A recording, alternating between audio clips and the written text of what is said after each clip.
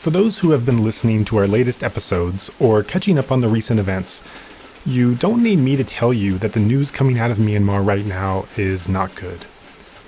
You're probably following these stories because you care deeply about the country and the people on some level or another.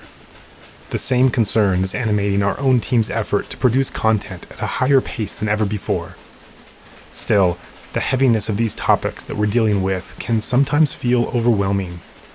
Speaking for myself, it can be an emotional roller coaster to balance the optimism I feel witnessing the courage of the nonviolent protesters in the face of the military's aggressiveness, with the dread and anxiety that comes from seeing the Tatmada's terror tactics.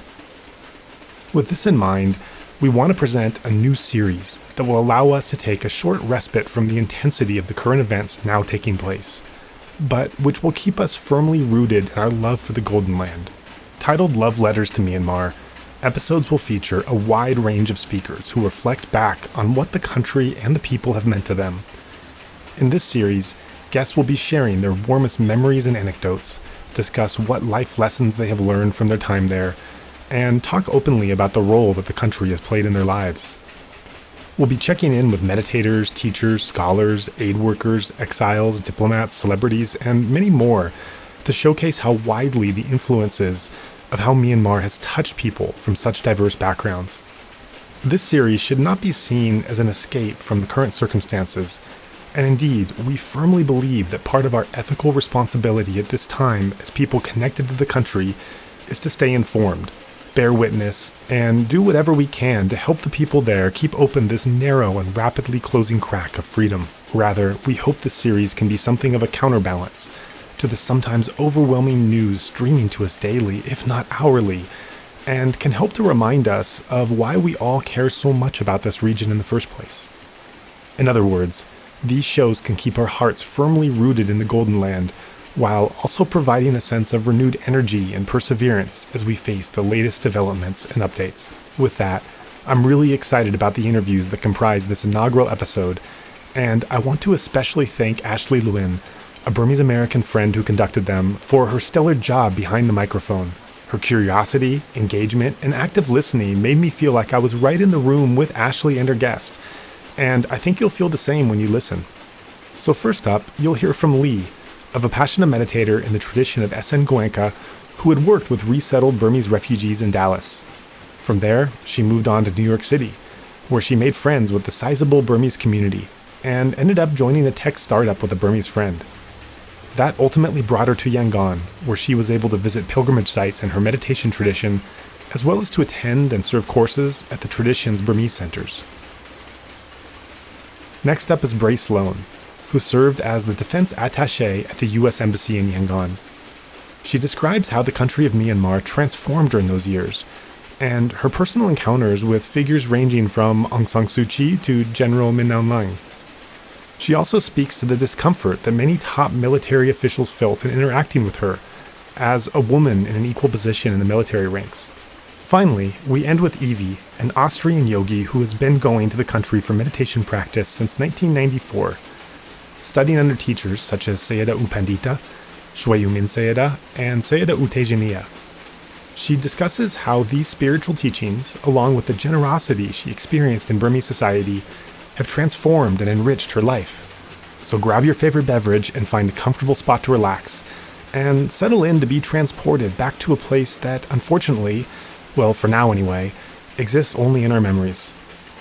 If you've had the fortune of ever visiting the Golden Land yourself, I hope these conversations trigger your own warm memories from your time in that country. I know it did for me. And if you've never been, sit back and enjoy the narrative tour that the following speakers will take you on. Oh, one more thing before I close out. Please make sure to stick around to take in a bonus feature appearing at the conclusion of these interviews, a roundtable discussion between me and several members of the youth organization Global Movement for Myanmar Democracy. Insight Myanmar podcast has been collaborating with this group to host an exciting virtual event on April 24th, in which artists from around the world will be donating their pieces, with all proceeds going to those in need in Myanmar now. Catch the full details at the end of this episode.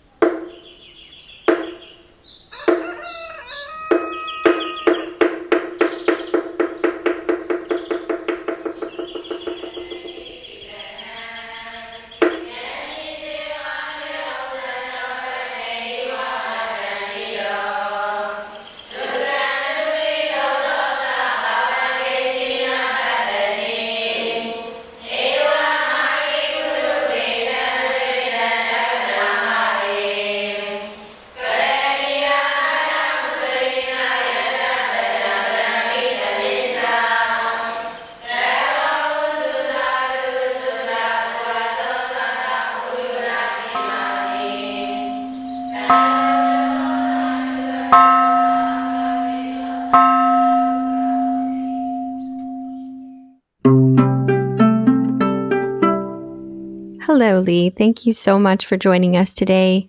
Hi, Ashley. Thanks for welcoming me. Thanks for inviting Yeah, me. it's good to have you here. Can you share with us a little bit about yourself? Yeah, sure. Let's see. I am an American.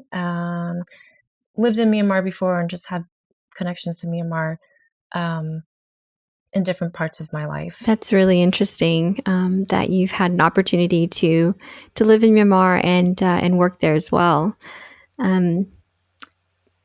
Is there anything that you'd like to share with us about your time in Myanmar? There's been various touch points in my life that I've been just connected or exposed to Myanmar. And the first would probably be in my younger years when I was introduced to my meditation practice. And, um, and my meditation teacher, Goenka, is from Myanmar and recognized that Myanmar had a crucial role to play in the history of the transmission of this meditation that I practice, um, and and then even in my career too, like growing up, after I graduated from college, my first job was working with resettled refugees in Dallas, Texas. And there I worked with Burmese refugees as well, of of different ethnic minorities, the Karen, the Chin, and the Karenni. Um, and and so that was, I can't say I remember growing up with Burmese people in my life, but I think a few of my early exposures or connections to Myanmar were those was in my work and also in meditation, and even when I moved to New York and met a few more Burmese people. There's more of a Burmese community here. Um, then I became friends with some of them, and then one of my friends invited me to work at a tech startup that he founded in Myanmar, and so at that time I was in a point in my career where I was trying to get away from my current job and trying to search for something new, um, and so I stayed there for a year. I worked with him in his company. Um, And of course, I also, it being the place where, as mentioned before, the meditation that I practice is transmitted. I also visited a lot of pilgrimage sites, and learned the language, and even did some service activities with the Burmese community there. Um, so so yeah, it was lots of rich experiences there, and also some contrasts with what I may have believed or thought before going there as well. Wow. Yeah, that's amazing. It sounds like you had some prior exposure to Myanmar, through meditation and through some of your volunteer work. Um, and it sounds like your experience, your exposure to Burma was actually the opposite of mine, where you grew up in the West, knew about Burma, and then you went there. What was that like for you? Having had some understanding or knowledge of what Myanmar, Burma would be Yeah, like. I think what really struck me when I first lived in Myanmar was kind of the difference between my impressions before going there and then how it actually was when I went. Because the people that I've talked to before going probably visited a few years back and talked about how quaint it was and like laid back. And but when I lived in Yangon, I felt like people were busy. It was quite a busy city. Um, it was busy traffic. The traffic was really congested in Yangon, and that was probably a much different kind of scene that my friends experienced. So I was there like 2017, 2018, and um, so I was sensing, I mean, it's still laid back, like, don't get me wrong, it's still laid back, but I felt like, well, Burmese people are busy, they they have things going on, they're searching for the next thing, they're busy working, and so the pace of life was much quicker than I had expected. For sure, that was one thing that struck me. But there were also a few things that didn't surprise me so much at all. And like I said, I've had some exposure to working with Burmese people, and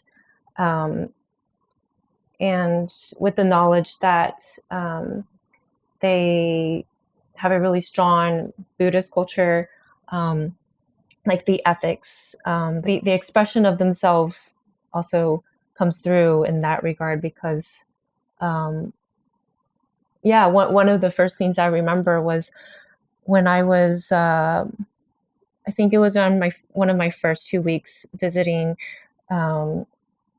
downtown near the Sule Pagoda area, and just noticed like a few people like passing around cups of orange soda from the back of their truck, just to any people that walk by, just like passersby, and then I was just observing. I was like, oh, what's going on there? Like, what's happening, And then as I got closer, I just realized they were just handing them to random people. Like, why? Because it was a hot day. It was a hot day. And why not?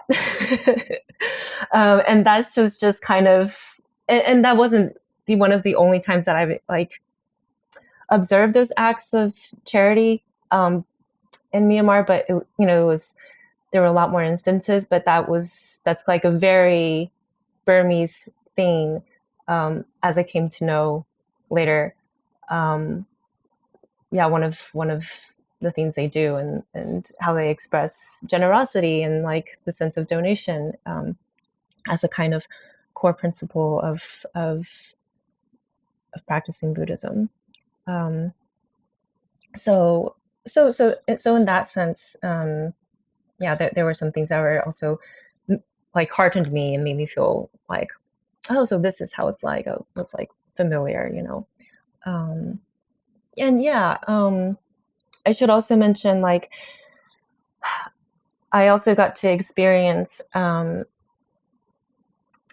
meditation being taught in Myanmar, as opposed to the way I've experienced it in the US, even from the same teacher and the same people in the community.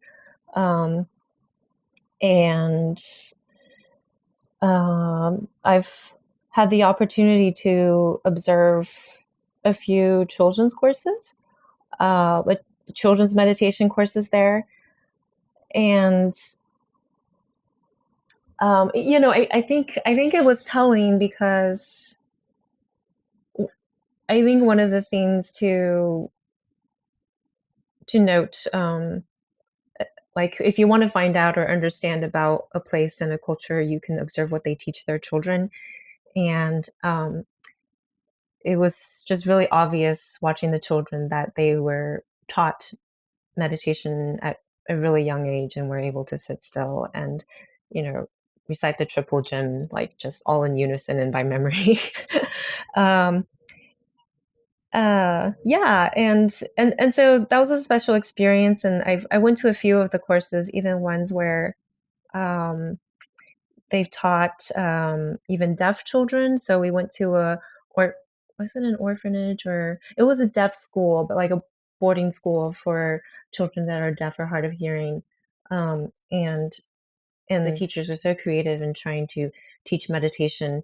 It's kind of hard when you have to close your eyes, during meditation. And so how do you transmit that? And so that also was like, wow, they try really hard to even make this accessible to kids with disabilities. And the kids were also really genuine and like really, really like willing to learn.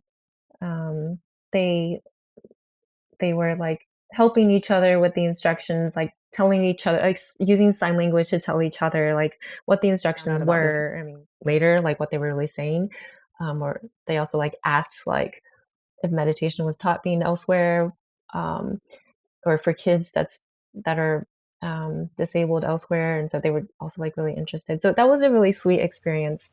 Yeah, that's amazing. It sounds like you observed that in Myanmar, the Buddha's teachings through, maybe the precepts and just the meditation practice is just so deeply enmeshed in the culture and very valued.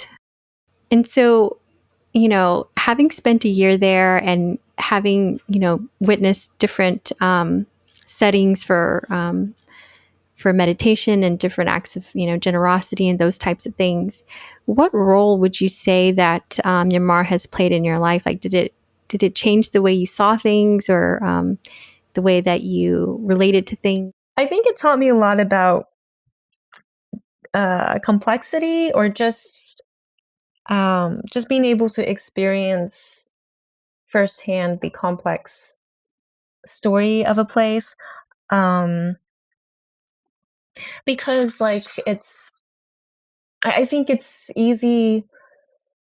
I mean, this was probably the longest time I've stayed in I think any one country outside my own.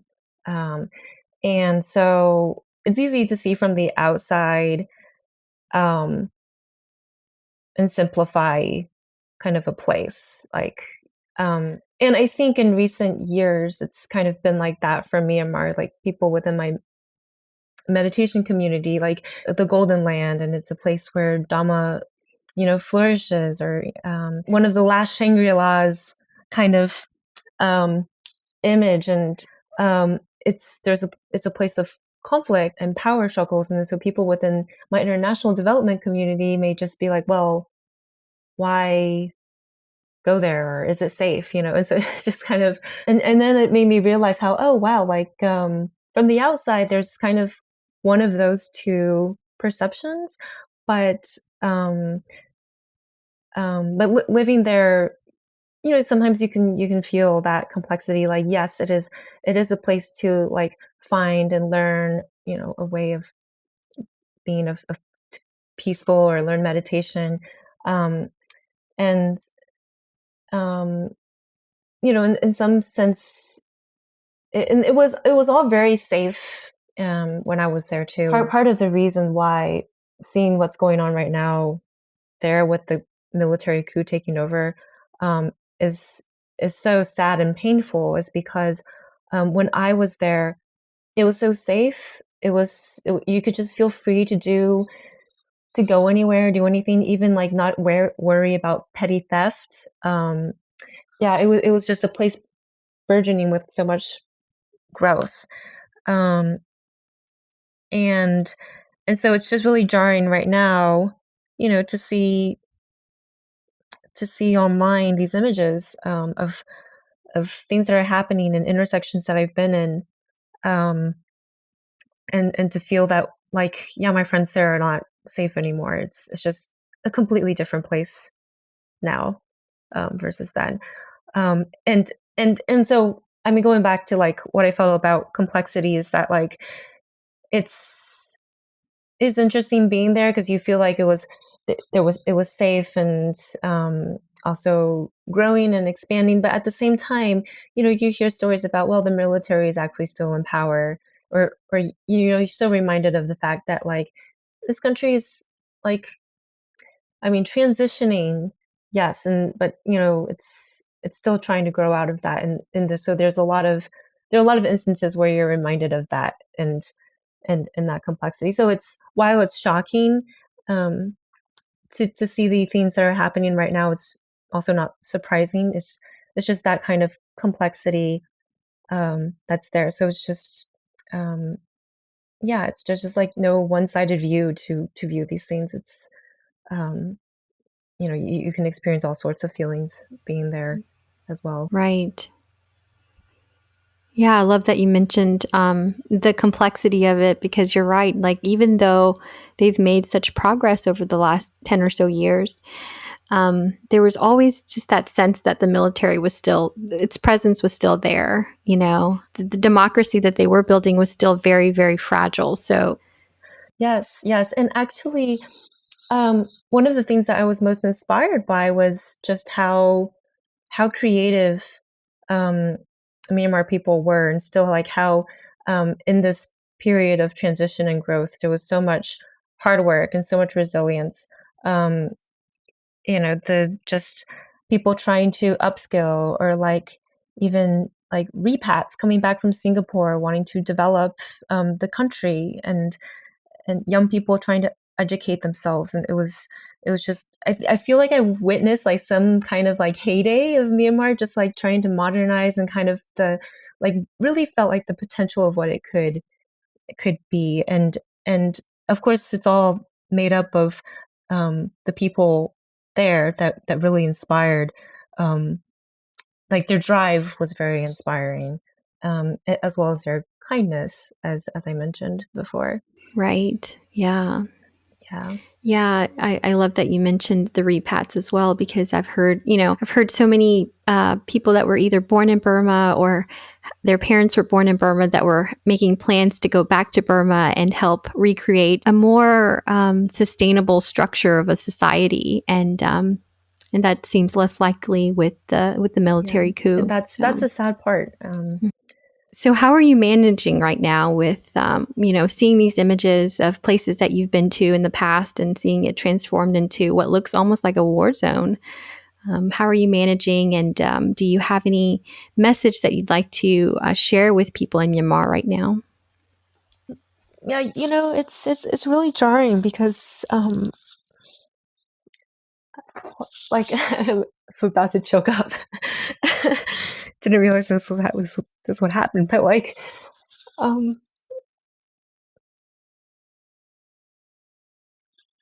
I just realized that like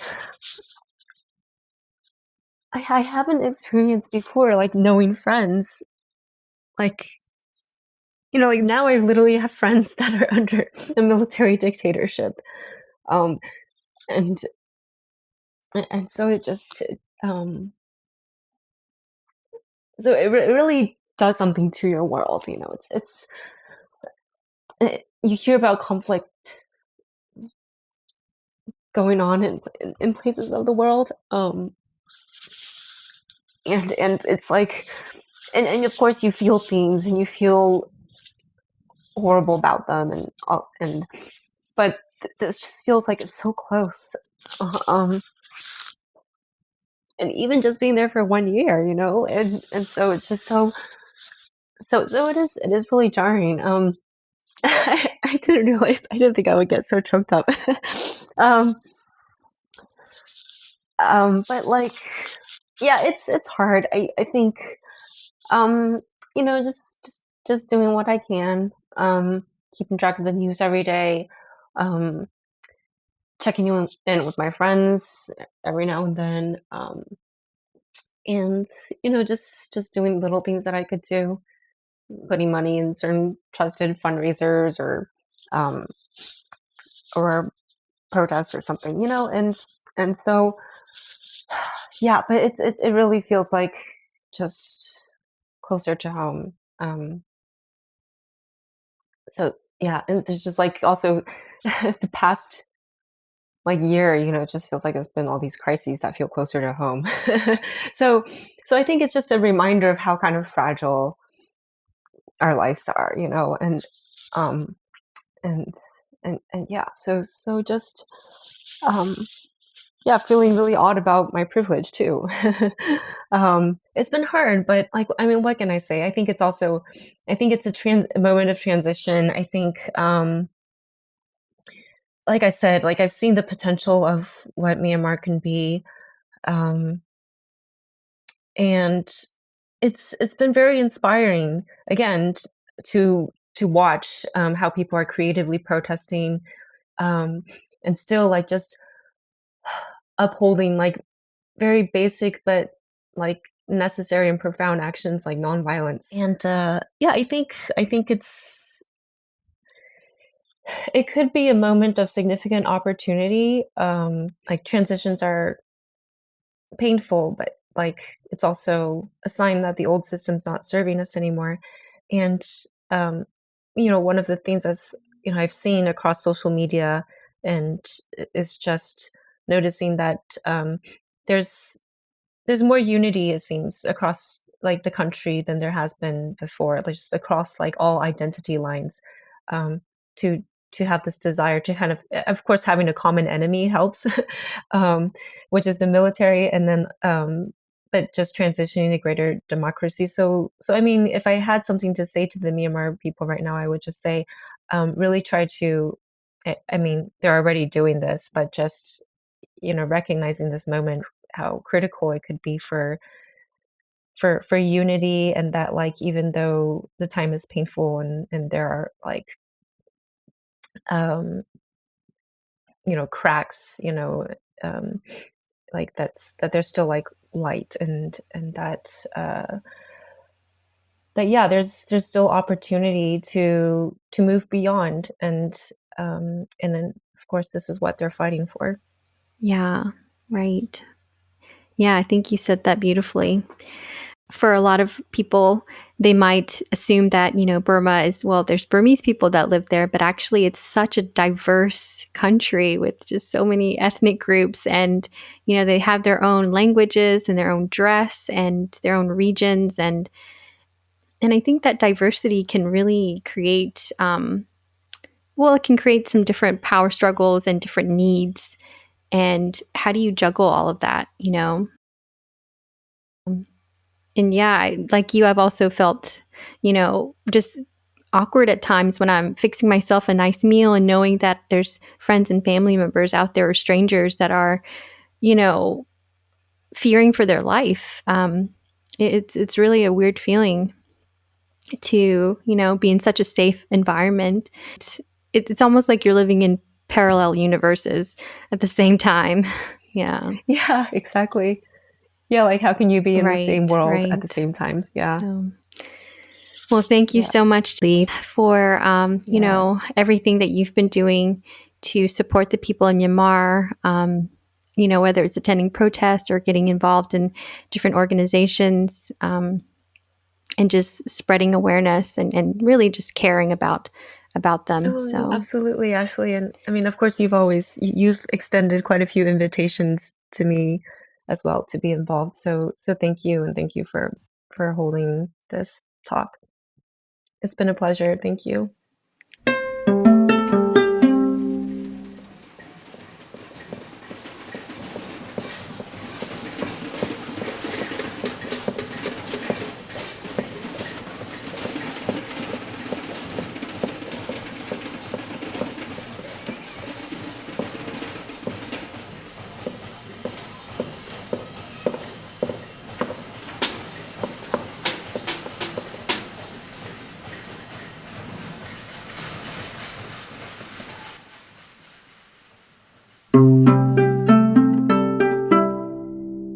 hi, Brey. Thank you so much for joining us today. Thank you for having me. Yeah, can you tell us a little bit about yourself? Sure. I am currently a retired Army colonel.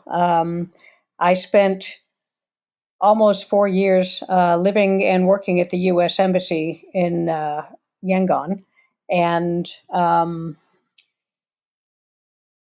enjoyed almost every minute of it.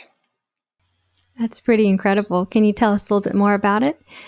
Sure. I was what we call the Defense Attaché. So I was the senior military person representing the U.S. government in the country of Myanmar. And so when I got there, it was directly after Cyclone Nargis had hit, so just about a month and a half afterward, and everything was still in recovery mode. And I was fortunate enough to be there during just the most fascinating time. When I first got there, like I said, it was just after Nargis. Aung San Suu Kyi was still under house arrest. The junta was very firmly in control. And then over the course of the next 3.5 years, the roadmap for democracy came about, and they had the first elections, and Aung San Suu Kyi was released from house arrest, and all sorts of very exciting things were happening. It was an exciting time to be there. every day something new would happen. It was just thrilling to open up the news every day and watch what had changed overnight as political prisoners were released and all these different things were happening.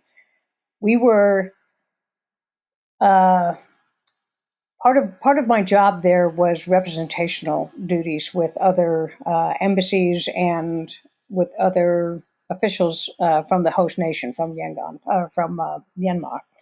And so we did a lot of entertaining in our residence, which was very close to the Chinese embassy.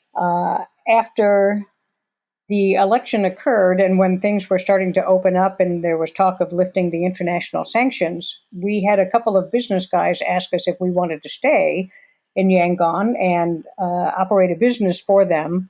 And we thought it sounded like a great idea, but the Army decided that they were not quite ready to let us go. So they sent us off to Japan afterward, and we never did manage to get back and do the business. But we would have loved to, because we very much enjoyed living in Myanmar for those 4 years. How long were you there?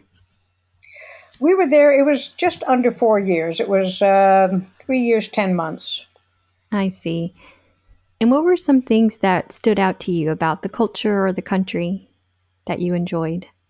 The country is absolutely beautiful. It is just one of the most beautiful places I know. It's fascinating if you get a chance to move about the country, especially if you know anything about the military history of the place. You see these immense mountain ranges in this extreme terrain that people had to operate over, and it just gives you a lot of more respect and admiration for the things that they were able to accomplish in that terrain. I wish we had been able to go all over the country. There were a number of places that we weren't allowed to go into because they were restricted. But I was able to go from Myitkyina all the way to Lashio and Taungji and any of a number of places in between, plus many times in Naypyidaw, which is not actually my favorite part of the country. But the people that we met, uniformly just wonderful people. We made a lot of friends. We were able to speak with people from all different parts of the country, and it was just a wonderful experience. It's an unusual place. The government at the time, not necessarily the most wonderful people, and certainly not the easiest to talk to or get to know, but you're just average Maung Maung on the street, very nice. And the kids, always wonderful. So it was a lovely place, a lovely time. It's one of my favorite postings that I had over a 30-year career, probably the favorite posting that I had. And the country and the people were a lot to do with that. That's amazing that you mentioned that, especially arriving after Cyclone Nargis, that, this country was still one of your favorite postings because during Cyclone Nargis, I remember taking a flight to New York City to protest with some of the monks in front of the UN building because the government wasn't allowing any aid into the country. And I think like over 100,000 people had died because of the storm. So were you a part of the repairs and redevelopment of any parts of Myanmar at that time? I was not. My predecessor was instrumental in working between the U.S. military and the government to get U.S. military supplies, relief supplies in. So there was actually U.S. military planes that landed in Yangon with relief supplies. I don't know if a lot of people know that. So he was the one who the main player in that, and it was a great experience for him as well, just to be able to actually make use of your position and bring relief supplies in. It wasn't a huge amount, but be able to do anything at all with the U.S. military to aid in the rebuild and reconstitution phase of the post-Nargis, I think is pretty neat. And he was very proud of being able to do that. Yeah, yeah, I didn't know about that. I'm happy to hear that there was some aid let in. And really incredible, too, that you were able to travel about the country during the rest of your years there. I wonder if you have any particular memory or an instance that stands out to you. Well, I very much enjoyed going up to Myitkyina. We went up there twice. And the first time we went up there, it was not as pleasant for me as the second time we went up there. And I'll explain that. I was the first and to date the only defense attaché who was a female uh, there posted in Myanmar. And when we first were in contact with the country about, arranging our visas and all of that information, they were very suspicious about why the U.S. was sending a female defense attaché, and they were sure that there was some complicated, intricate plot behind the whole thing. The ambassador, not the ambassador, the U.S. removed its ambassador after 1988 because of the mowing down of all the protesters and that whole disaster. So the U.S. took its ambassador out, and the previous three chargés d'affaires, which is what you call someone who's in charge of the embassy when there's no ambassador, had been female. And so the junta had gotten the idea that the U.S. was going to send female chargés d'affaires because Aung San Suu Kyi was under house arrest and we were poking them in the eye about it. Well, our chargé that was supposed to arrive a month after I did was a male. And so then they decided that the U.S. had made this switch over to send a female defense attaché and a male chargé for some reason. And it was just comical because our government never works that way. And, the idea that there's some plan to make a political statement through various and sundry personnel actions in different areas was pretty amusing. But they didn't know how to handle me. And so they ended up bending over backwards too far often, trying to make me feel welcome.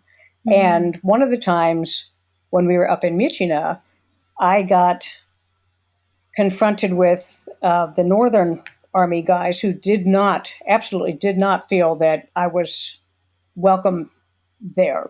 And so we had a big welcome thing, and they put me at the wives' table. And my husband was with all the attachés. And I went over to our liaison and I said, I'm sorry, you all have made a mistake. I am supposed to be with the attachés. And the young major that I was dealing with in the intelligence corps, he was pretty sharp. He understood right away that this was not a good thing.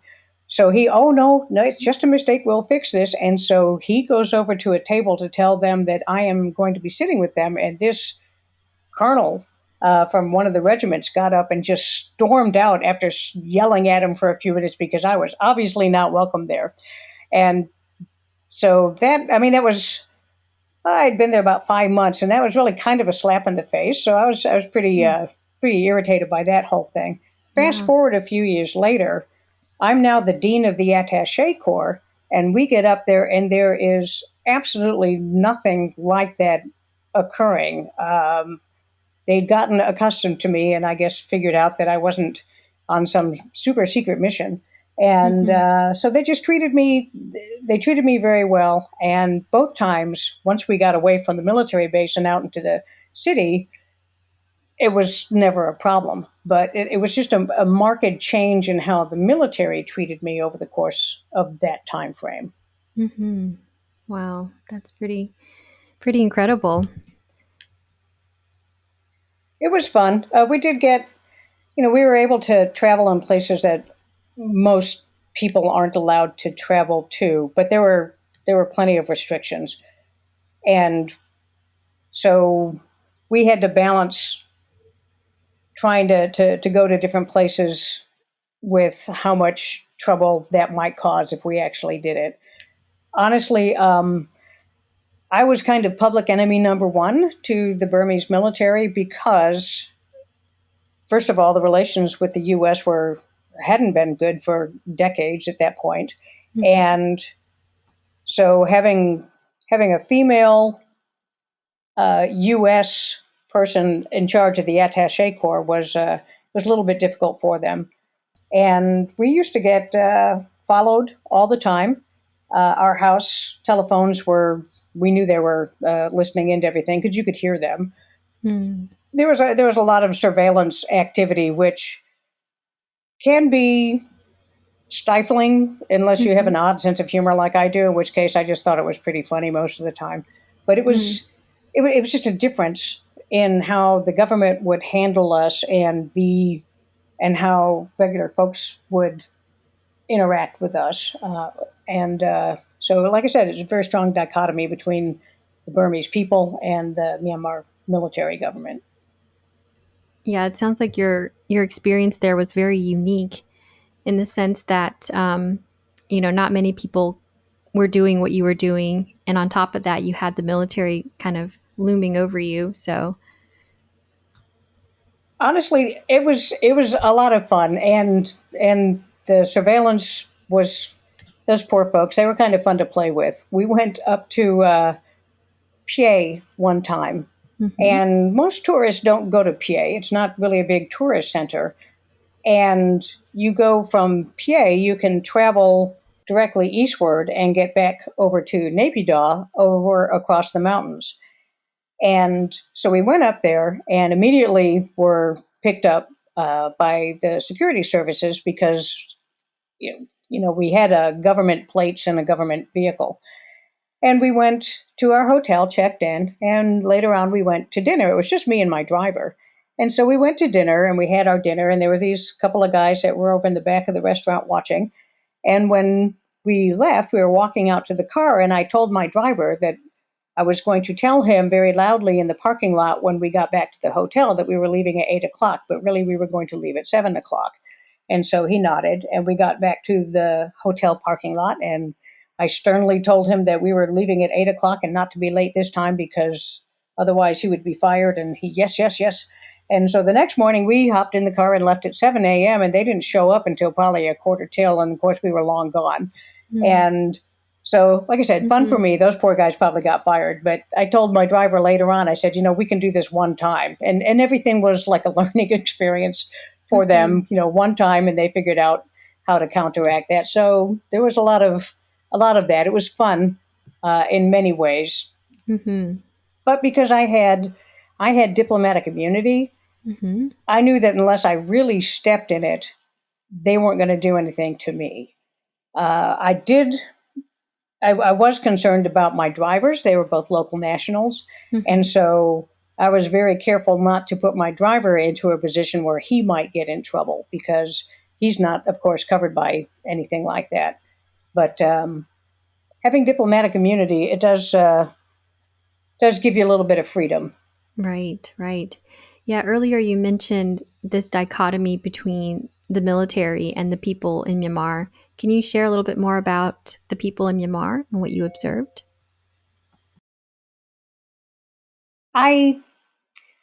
When you're assigned in a position like this, a lot of your contacts that you have are at higher level governmental positions. And so those folks act like the government knows everything that they're saying to you, and they have to be very careful. And they do have to be very careful. So you would never really get the feeling that they were letting you completely in. There was always a little bit of a barrier. They just had to protect themselves. And that's completely understandable. But when you go out to a golf course, and the people that are at the golf course working, the girls who are the caddies and things, they're not government employees. They're just regular people. And while they're a little shy and a little worried because, especially if you're an American, then sometimes people come to question you about what you're talking about. Once they get comfortable with you, then they let you in. And I don't think there's a more generous and kind nation of people than the people of Myanmar. And it may be from, long history of difficulties, but they're just some of the most wonderful people I know. Yeah, so it sounds like you felt comfortable around them and welcomed and Oh, warm. very welcomed. I think to a large degree, at the time, I spoke Burmese language relatively well. I'm not going to say really well, but relatively well. And so when you're out traveling and you meet people and you're an obvious foreigner, but you've taken the time to try and learn their language, people do appreciate that a lot. And so I think in a lot of ways, just that ability made it easier for me to get in quicker with with local folks. Um, we traveled out to Sitwe one time, and it was far enough away from Yangon and a place that American tourists at least didn't go very often, weren't usually allowed to go. And so we were certainly an oddity, but we were welcomed warmly. And it's just, once you get to start talking with folks and they'll tell you some of their story and about their families, they're just wonderful, wonderful people. I wonder how your time there has impacted your life now. Some of it is from the friends that I made while I was there. The people always make your time in a place what it is. And I have great friends who are still there in Yangon. I have great friends who were assigned there from other countries at the same time. So I have friends all over the world, and our common link is our time in Myanmar. And just being part of the history, being part of the constitutional referendum, or just after that, and the Aung San Suu Kyi release, and the David Yetta nonsense, which got Aung San Suu Kyi 18 more months of house arrest. And then the government turning over and the election and traveling around and seeing the excitement and the joy of the election time, that's indelible. It makes you feel you're part of history and that you're actually were involved in supporting something really important. So I take a lot of pride with me in my time from Myanmar, and very warm and cherished memories, and of course concern for the friends and the people that are still there, and I'm no longer there. I wonder if you got a chance to meet Aung San Suu Kyi while you were there. I did, actually. I met her twice. The first time, it was an official meeting, and so our chargé d'affaires was the lead of the meeting, and my role was pretty much just to go in and answer any questions that the military might uh, be connected with and take notes and things like that. So I wasn't talking directly to her, but he was asking her questions, and they were having a discussion, and she is very charismatic. You can just sense her presence. And so when we came out of the meeting, I turned to one of the other folks that was there. I said, I can see why the generals are afraid of her, because if they let her get out and interact with people, they are going to be very drawn to her. She's charismatic is the only word I have for it. She's extremely charismatic. The second time I met her was right after she was released, and she came over to a party at the Chargé d'Affaires residence to thank primarily the local national employees of the U.S. Embassy. It's a very dangerous job to have. And so she wanted to thank them for their support and the U.S. for its support of her while she was under house arrest. And she met and that time we did talk a little bit more, and my daughter and son were there, and my daughter at the time was a college student down in Australia, and Aung San Suu Kyi was wanting to kind of connect with younger people more, for how to reach the younger ones politically. And so she asked my daughter if she had contact information so she could ask her some questions. And I didn't even have a business card, and my daughter didn't have anything. She ends up writing her name and phone number on a cocktail napkin from the U.S. Embassy chargé d'affaires. So that was slightly embarrassing, but she's wonderful in a lot of ways, and very very much a strong personality. And it's easy to see why the generals want to keep her under control. I think they recognize that she has something that they don't have. And that's just this presence that people are drawn to. That's beautiful. Thank you for sharing. You're welcome. Thought you might like the cocktail napkin bit. My poor daughter is highly embarrassed about the whole thing to this day. Right. Yeah, that was a very momentous time when Aung San Suu Kyi was released. And again, here we are, history repeating itself. How have you been doing with the recent events in Myanmar? It's so frustrating to see. It feels like all the progress that we made and everything that everybody was working for just has been not necessarily thrown out the window, but certainly not. It's of course not good. It's very sad to see the deaths that are happening from people peacefully protesting, the military just reacting in such a harsh and unyielding way.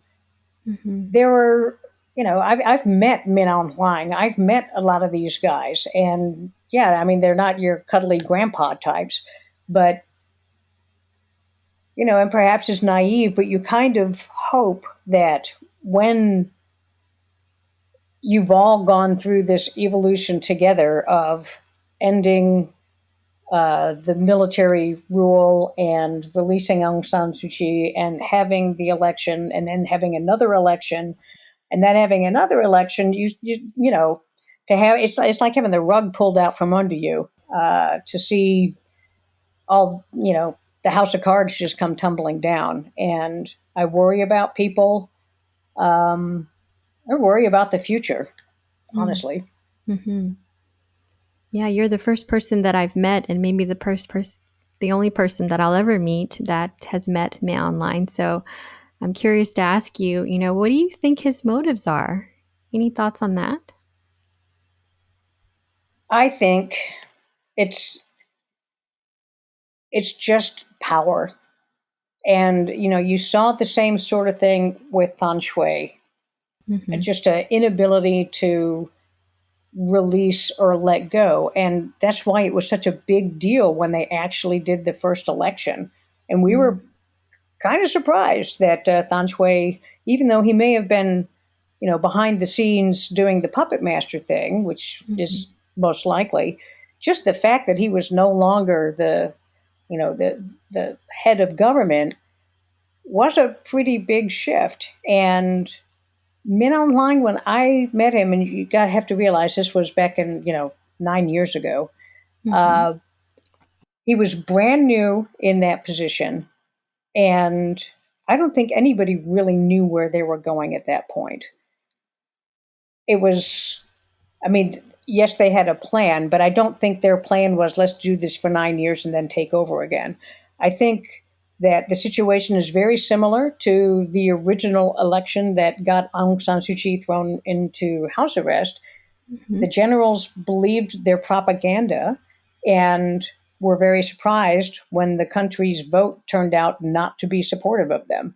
And I think there's an element of panic involved, and the realization that if the people in the country don't want them in charge, then the only way they can be in charge is to just take charge. And you also have to remember that these guys in the military have been told by the moment they've gone to the Defense Services Academy or enlisted that they are the protectors. They are the only ones that have enabled Myanmar to be able to come through all of the crises that it's had. So the folks who are in charge, they've had decades of believing that if it weren't for the military, the country would have been destroyed, overrun, what have you, long ago. And it's very difficult to turn that vision of yourself as the good guy into recognizing that maybe you're not the good guy. That's a difficult psychological move to make. Mm-hmm. And so I think they're not really interested in looking at themselves. They're interested in maintaining their power, and they now know that the only way they can do that is through intimidation and through all the violence that we've been seeing. Right. So it sounds like you're saying that they actually believe, some of these generals actually believe that what they're doing is the right thing, and therefore their acts of violence are justified. Is that right? I am quite sure that some of them believe that they are doing the best thing possible for the country. Wow. Yeah, that explains a lot. So, having seen what's happening in Myanmar now, what are your thoughts, visions of what could happen moving forward? This is going to be a very difficult thing to get through. I did like what Barack Obama said not that long again. There are a lot of people with a lot of courage that are standing up to what's going on and pointing out what is wrong and protesting for what is right. And this isn't something that's going to get fixed very quickly. And what Obama said was you have to be strategic in your courage. So not just plan for the now or act in the now, but plan for the future so that you can still act in the future. A friend of mine, very good friend of mine, who's a political expert, he's an Australian guy. He just put out a thing saying if you split the generals away from the rest of the military, we may have a chance. And I tend to agree with that. Where you have the problem with the mindset is primarily with the officer corps. You don't have it as much with the enlisted. They do grow up in that system, and they're the main ones on the ground, but they are definitely under this very strong control of the officer corps. Mm-hmm. And the officer corps is very much steeped in the we are the protectors, we are the guys in white hats, so to speak. So I don't know if there's a way to split the generals from the enlisted, but I do think there's two. They're not the same. They don't have the same viewpoint. Yeah, it sounds like the soldiers beneath the generals are just operating under their orders. They are. I'm sure there's got to be a spectrum of behavior. So there are going to be those who think that this is all fine and dandy, and there are going to be those who are really very upset and appalled about what is happening, but they're not going to necessarily be in a position to do much of anything about it. And that's the problem. Unless enough of them do something or refuse to do something, it's got to be a huge number for that to sink in or to make a difference to what the top military guys are doing. Mm-hmm. So whether they can or not, I'm not sure. Thank you for that insight, Brey. So you may have just the military as a whole having problems, internal dissension. There's another player that's also important in this and may be even more important, and that's the role of the monks. The monks have always been very important in how things happen in Myanmar. During Nargis, the monks were the ones that did the vast majority of relief. When I was giving, I brought school supplies and food and stuff down to one of the hard-hit areas in the Delta, and I took it to a monastery because that's the only way I knew it was actually going to get to where it needed to get to. There are some monks at the top levels that are intertwined with the military to the point where they will support anything that the generals do.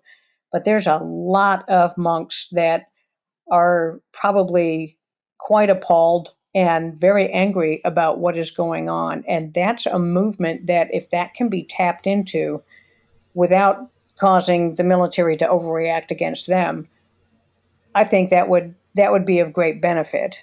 The military has to be very, very careful with how they deal with the monks. They may, if they overreact, it'll be like kicking a hornet's nest. Then you will get people very, very enraged, not just angry and protesting, but absolutely enraged. And so I think the military has to be careful. Honestly, I haven't heard that much about monks speaking out. And it's probably just because there's so little information that I'm able to get about what's going on the ground in there. I'm sure there are folks doing it, but it would be interesting to me to know what the monks are doing in this whole affair. Right. Yeah, I have seen some images of monks protesting, and there's been a few letters of relatively well-known monks, taking a stand against the military. However, there are still other monks that are quite well known and respected that have not spoken out. It's difficult. Especially if you're, extremely well known, you're putting yourself right out in the middle of everything. And so some may feel they have a better opportunity of influencing things from behind the scenes. Others may feel that it's time to jump in with both feet. I don't know. And that's kind of how everybody is.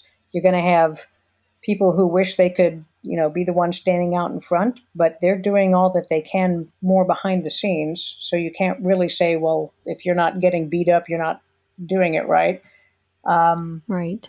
There's a lot of people that are doing a lot of things, having to hide people, just all the stuff that's going on over there right now. There's a lot of things that people are doing and being very brave about all of it. Right. Yeah, there's people having to relocate every night just to stay safe. It's crazy. The reports of, the police just coming into your house and doing whatever they want to and pulling people out and throwing them into who knows where. It's awful. It's just awful. Right. Yeah, they're really living in a state of terror right now. And, Yeah. Honestly, it will impact the monks as well down the road. The longer this goes on, everybody in the country will be impacted by it, not just the lay people. Oh, yeah, I agree. Yeah, so with that said, do you have any words of encouragement for the people in Myanmar right now? I wish I could. I wish I could solve the problems. I would say throughout everything, try and stay as strong as you can.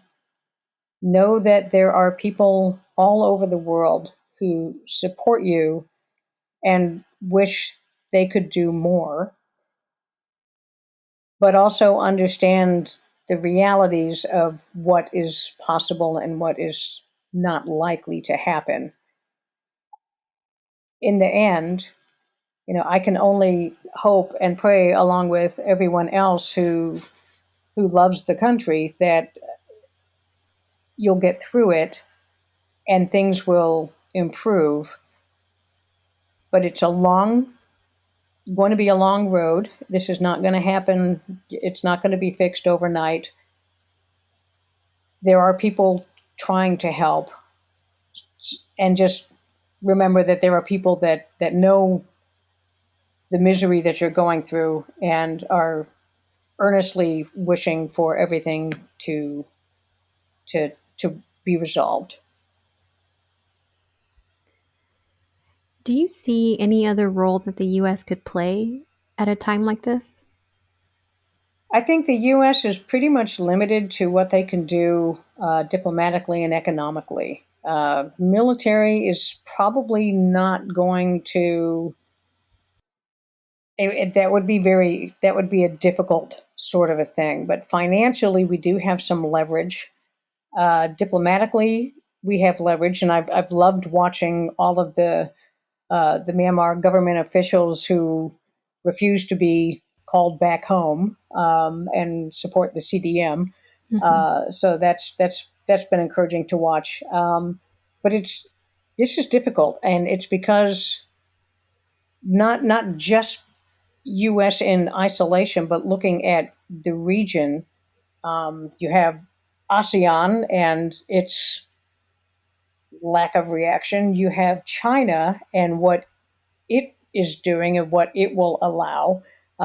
China isn't just going to sit back and say, "Yep, U.S., come on in and send lots of troops." That's a big problem. That's a geostrategic problem. So I don't think that it's going to be possible for the military to get involved, the U.S. military to get involved in this. We're going to have to do this another way, but there are other ways that the U.S. can put pressure to hopefully change things. Mm-hmm. Right. I know a lot of people wish that the U.S. would just send divisions over and make the generals stop and bring peace to everybody, but it's I hate to burst the bubble, but that's just an extremely unlikely scenario. Having been in Myanmar for 3 to 4 years between 2008 and 2011 or 12, does it at all surprise you the way the protests are going right now? No, actually, it doesn't surprise me. In addition to political changes that were going on, there was a lot of societal changes that went on at the same time. When we first arrived, for example, there was no internet at the residence at my house, and they were just starting to offer internet, but the startup cost was extremely high. It was like over $2,000 to have internet installed in your home. Obviously, the government didn't want everybody having internet access. And we would go back and forth as the internet kind of grew in the general populace. There would be sites that you couldn't get to. One of them, which made me laugh, was I was doing triathlons at the time, and I was trying to sign up for this triathlon, and it told me it was a restricted site because it was political. I'm just like, how is this political? Okay, fine. And so there was always, the government having the control over social media, and even though it was kind of in its infancy at that point. They would turn off the internet, and then they would say that there was an underwater cable that needed to be repaired. But they turned the internet off right before the elections in 2011, which really surprised nobody. But they didn't want people having access to information into the outside world. So that was back in 2011. Bring that forward 9 years, people have got accustomed to being able to interact with each other and to get information from outside the country much more easily, not 100%, but much more easily. And I think now people, they have a comparison that they can make between what's going on in their country and what's going on in the outside world that they didn't necessarily have before. So people can see that what's happening in Myanmar right now is not the way things happen in all countries. And so that gives them an additional fuel, so to speak. Just having that bit of knowledge and information that they didn't have before, they're a much more educated and socially aware group. And so I think that's good. That's a benefit for them. Anytime you have more information, it's good. But the access, they know what they have had, and now it's getting turned off again, and the power is getting turned off, and they're losing more than they were losing, say, back in 1988, when there wasn't that sort of thing that was available. And so what they're losing is much more obvious to them now. And I think even though they've always fought hard, the ones who are protesting have always been courageous and brave. But I think now they might be just a little madder because in addition to everything that they're facing, the change from where they have been over the past 10 years is very dramatic, and they don't want to lose that. And so I think they've just got that extra little edge that they hadn't had before. And that's a good thing, because I think the leadership is going to learn that once people have something, it's much more difficult to take that away than to never give it to them in the first place. And so I think they will fight more. That's a beautiful point. Thank you. Not just for the change, but to get things back the way they want them to be, that they know they have been, the progress that they had made. Yeah, I hadn't thought of that before. That's a really great point.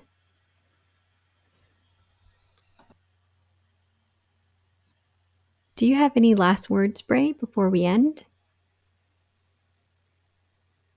I'd like to finish just by saying that Myanmar is an amazing country with amazing people going through a very hard time right now, but I am convinced in my heart that they will be able to get through this and get past this, and things will be better because the people are strong and the people are good.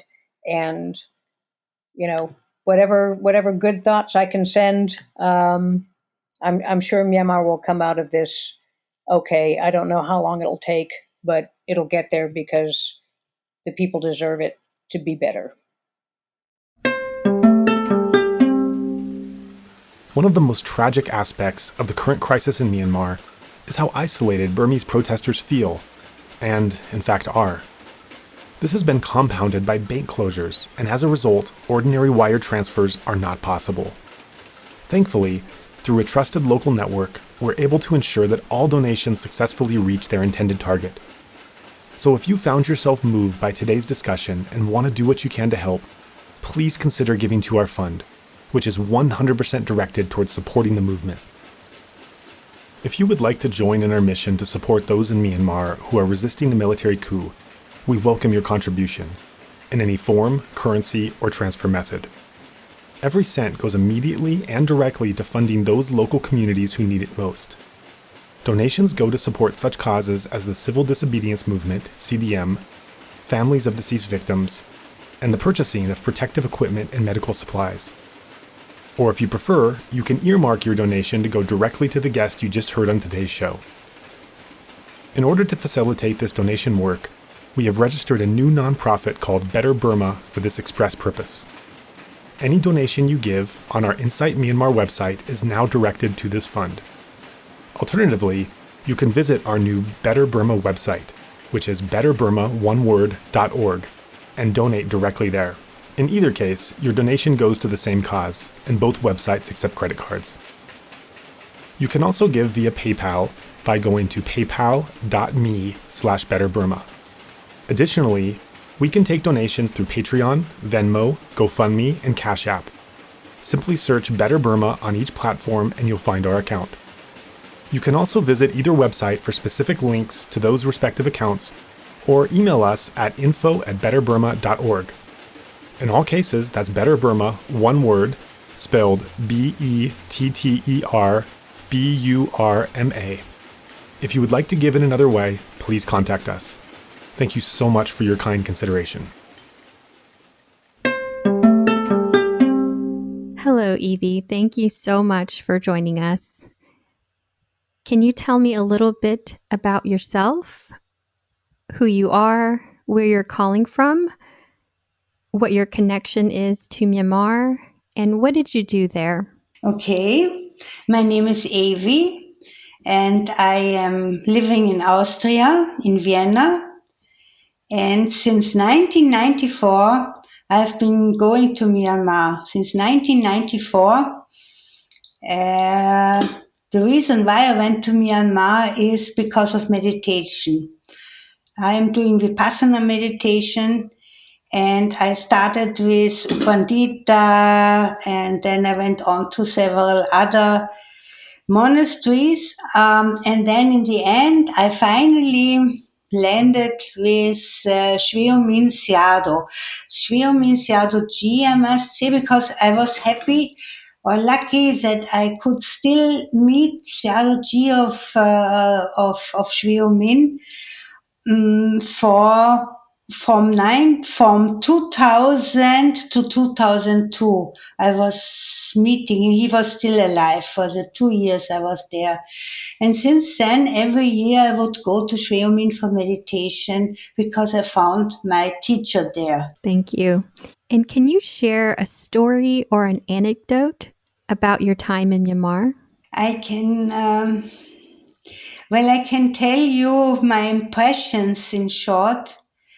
My impressions of my impression, the first, and still it is there, it is still my impression whenever I go to Myanmar or whenever I'm in Myanmar or in the streets of Yangon. For me, it is like a fairy tale. It's like a fairy tale.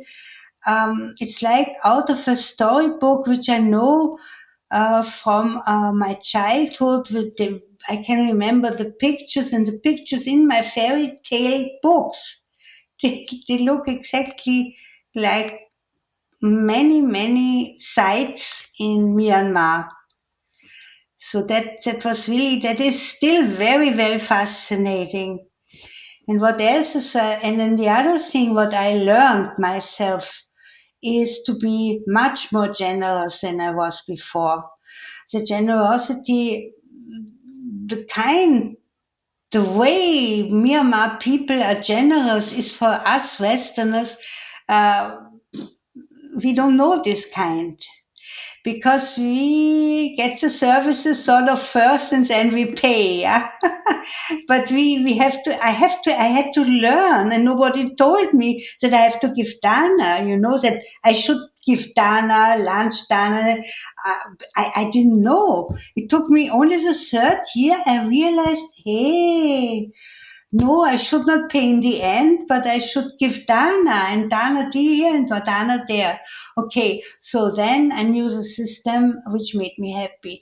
So generosity was something which I really learned. And the second, what I learned from that culture is this, how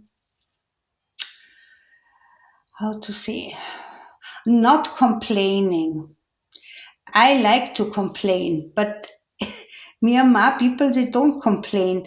They have such a hard life and they don't complain. So this too, I really have learned, apart from vipassana, I mean from my daily impressions there. Yeah, so these are the two main things which I learned from the people.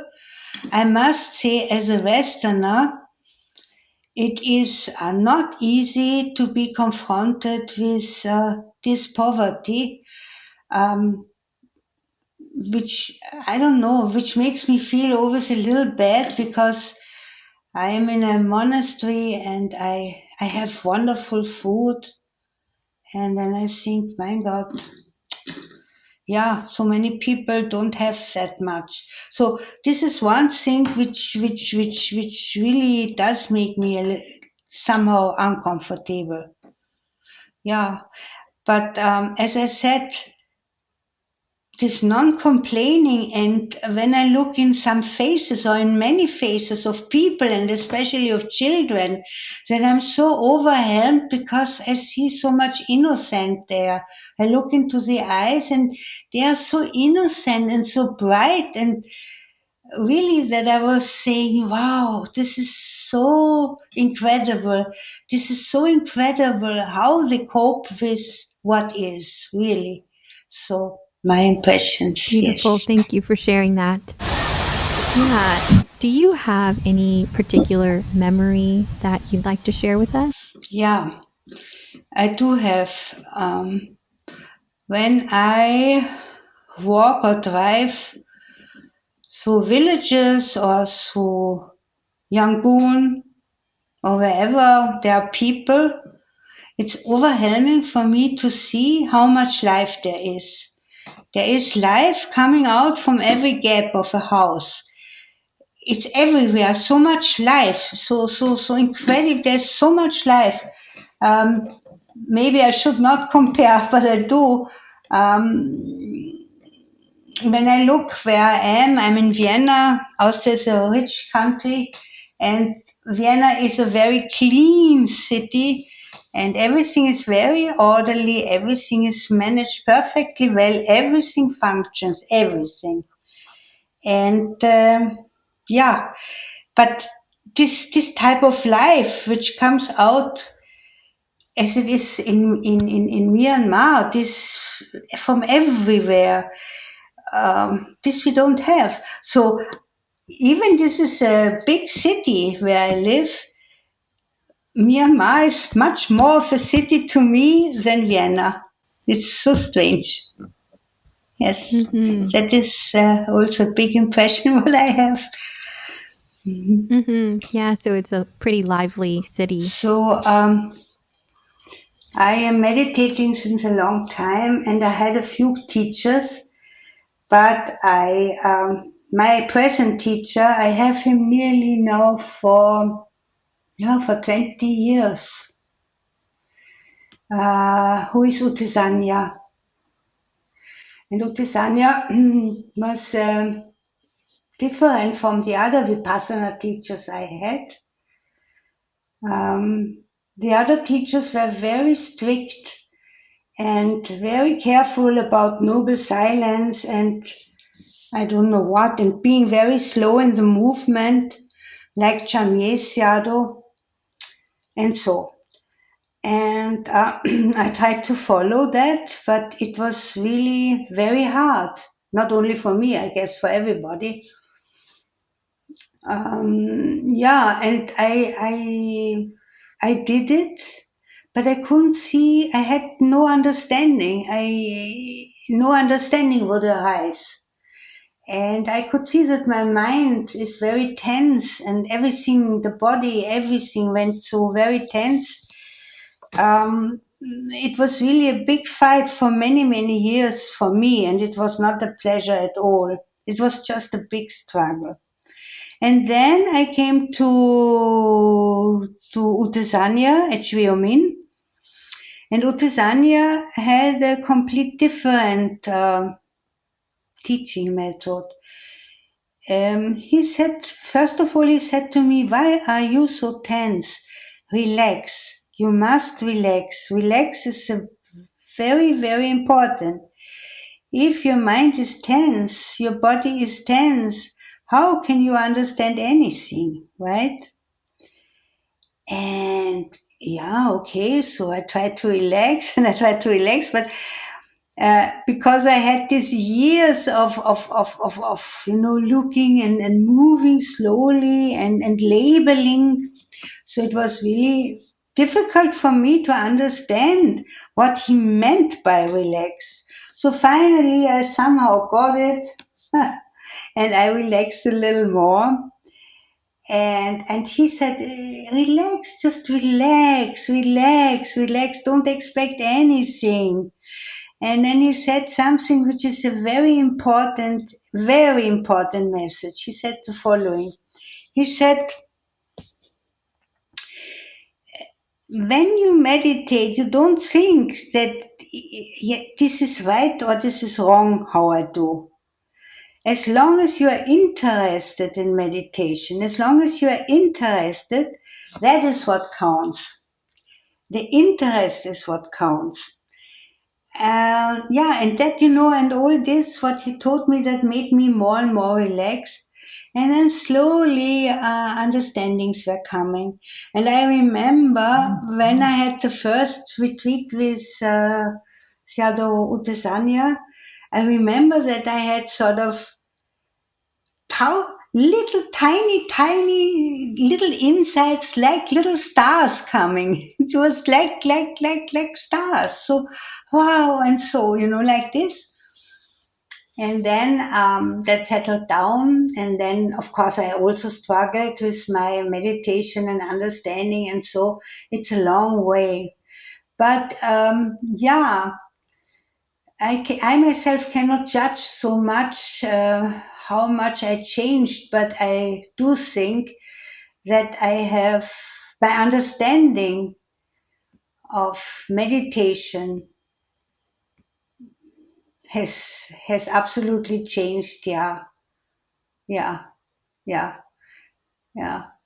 I in fact do not do too much of a formal meditation, but during the day, I really try to remember mindfulness. I try to remember sati, and then I go and I check what is in the mind, and I feel, it's a matter of feeling. It's a matter of being, of living. In fact, it's a matter of living in the moment. It's how should I say?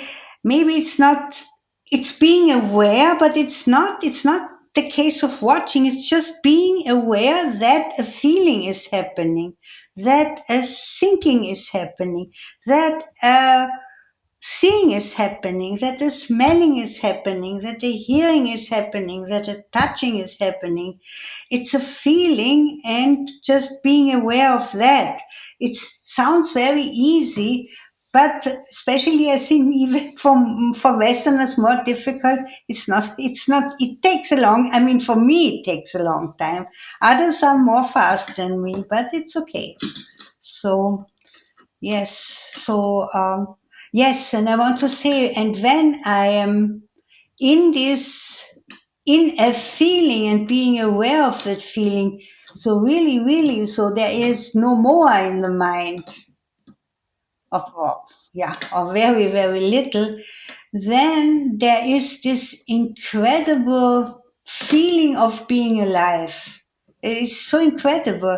It's a feeling of being alive, and everything else before is not being alive. But of course, I fall back into the old patterns. This is, yes, I do. But yeah. At least I have some understanding of what it means to live and to be free of moha for a little time, even if it's just for a minute or so. It's just this feeling. And this feeling is also, I mean, this is my personal understanding. This is not what my teacher taught me, but it has become very, very clear that everything, we are all one. Everything, we are not apart. Yeah, this is one system or one nature. Nature is I can only call it nature. That we are just part of nature, just like a bubble. It's like we are bubbling and then we disappear, and then comes up another bubble, and so. But it's all one. So yeah, so far. Thank you so much for that explanation. And so, what would you say the role that Myanmar has played in your life over the last 25 plus years that you've been going to Myanmar to meditate? How has it affected your life? Yeah. When I go to Myanmar, I go for meditation. This is the very first thing what I do. And when I am in the monastery, I regard it as a training camp for sati, for mindfulness. So when I'm not in Myanmar, so every year I go there, usually, and that makes it easier for me during the year to remember sati, and to be in touch with with insight, with life, to be in touch with life. In my words, you know what I mean. Yeah, this is a very big thing. Yes. Thank you.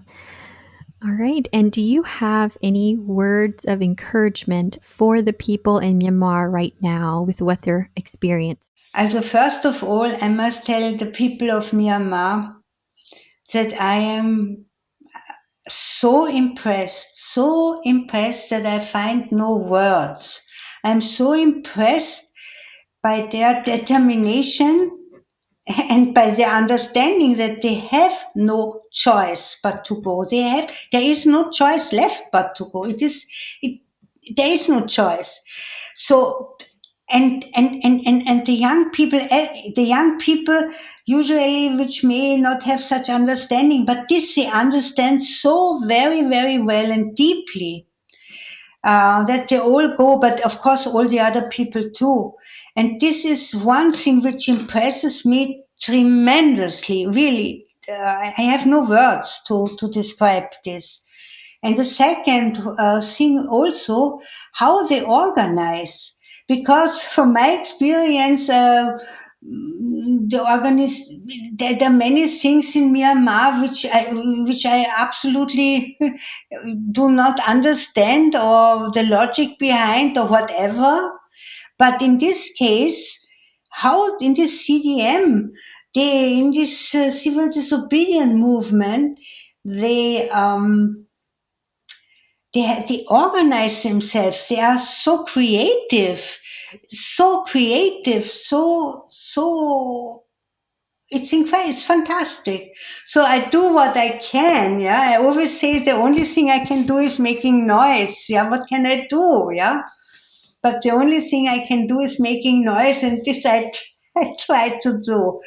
I try from what I can. So, and I know that, and I'm expressing myself on Facebook, yeah, and I know should the military win, but I really hope not. I'm sure I will not be allowed to enter Myanmar. I know, but for the people, they're doing fantastic, and I am really sure that if they can persevere, if they can go on, I am so sure that they will win. How can the military rule people who practice disobedience? This is impossible. And also, I think this is such an intelligent move, to make this sort of other government, this shadow government, and that this minister, I don't know his name, but this minister, he is a minister under Aung San Suu Kyi, I think, for sports and people, but I don't know his name now. And where he said that the civil servants should not go to their offices, should not. And again, and they should put their name on the list if they join the CDM, yeah. And this was so fantastic. And I'm going tomorrow. Today it's too late for me, but tomorrow I will make comments to Shwe to Shwe I will make notes to what he sent. He sent an article from the Irrawaddy, and I will make comment on that. But this is tomorrow. So for me, Myanmar people really so terribly, really, really very, very impressed by their perseverance, by their intelligence, and by their creativity, and by their solidarity, really. So I cannot say more. And I with all my heart, I stand behind so my little self, and I press my thumbs for them, and I pray for them. I do, in fact, every day. I say, please. Yeah. Thank you so much for sharing, Evie. Do you have any final words that you'd like to share? Yeah. Of course, people should not forget Sati. And we Westerners, I can say now for the Westerners, we Westerners should make as much noise as we can. Really, as much noise as we can, and do everything what we can think of, we can do to support Myanmar people. Beautiful. Well, thank you so much for making noise on Facebook and encouraging others to get involved as well. Thank you.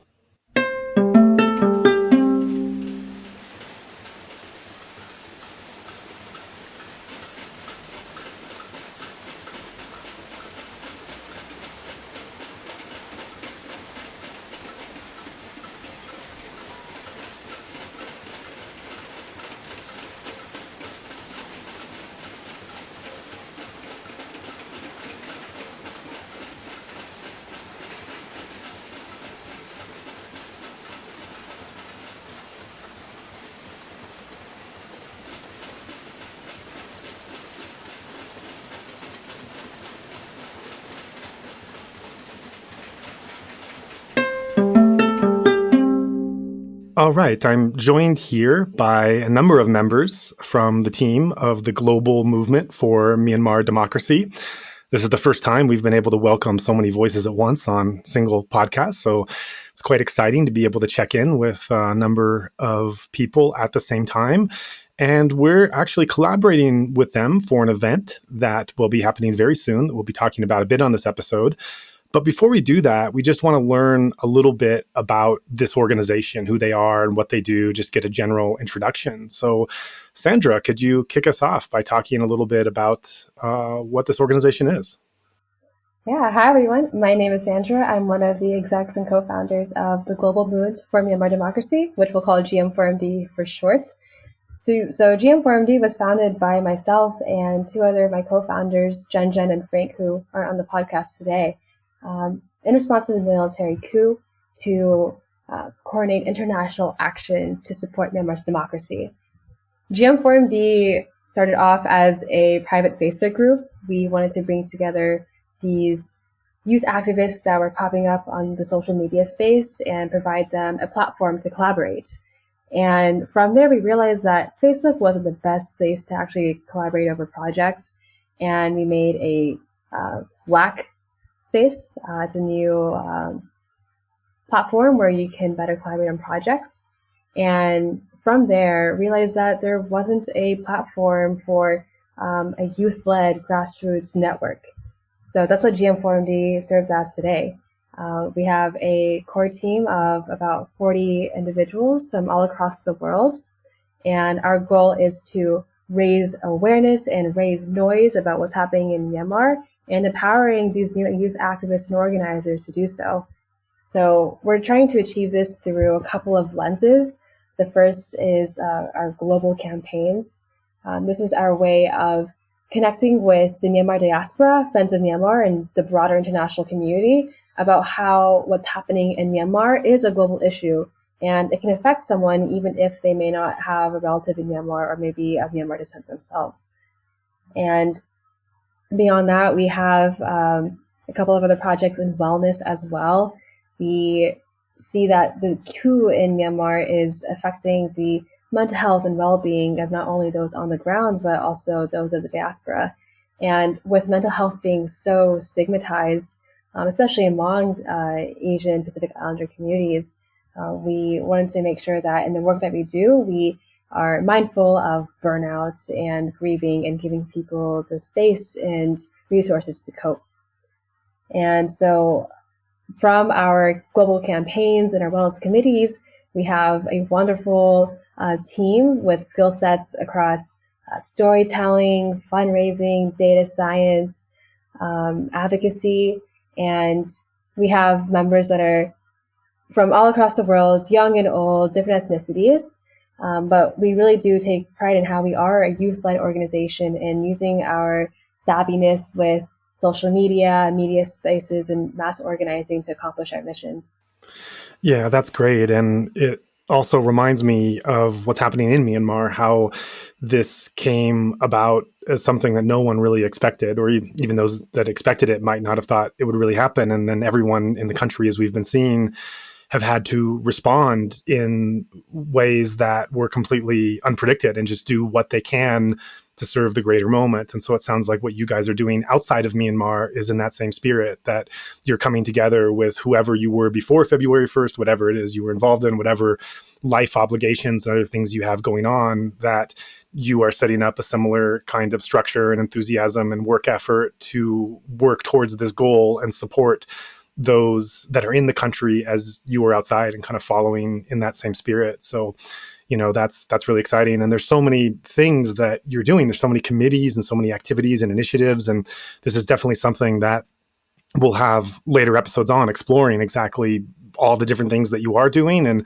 just letting people know that are concerned about this issue, where they can go to learn more, to be involved, because there's certainly a lot for everyone to do. And one of the things I've been saying to people that when they hear about this and they say, well, I feel helpless, or I feel guilty, or I'm not there. And okay, that's a fine feeling to have for a couple of weeks when the shock hits you. But once you get over that, there's really no need to feel guilty or helpless about anything. There's a lot that all of us can do given our given whoever we are, what we have to offer, whatever our limitations are.